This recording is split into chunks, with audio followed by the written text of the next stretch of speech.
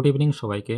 2026 সালে ক্লাস 10-এ যারা মাধ্যমিক এক্সামিনেশন দিয়েছো তোমাদের জন্য একটা গুরুত্বপূর্ণ ইনফরমেশন।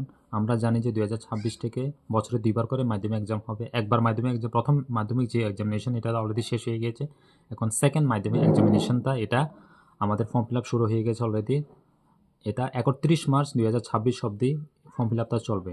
যারা যারা দ্বিতীয় এক্সামে বসতে চাও যে কোনো 3টা সাবজেক্টে তোমরা ইমপ্রুভমেন্ট হিসাবে করতে পারবে। যদি মার্কস কমে পাও কোনো প্রবলেম হবে না, তোমাদের যে এক্সামিনেশনে সবচাইতে বেশি মার্কস থাকে ওইটাই তোমাদের গণনা হবে।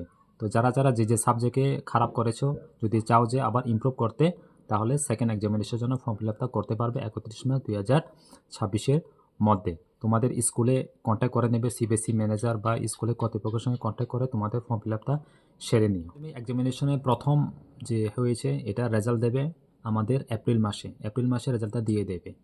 আর মে মাসে আমাদের সেকেন্ড মাধ্যমিক এক্সামিনেশনটা হবে এবং জুন মাসে ওই সেকেন্ড এক্সামিনেশন রেজাল্টটা দিয়ে দেওয়া হবে।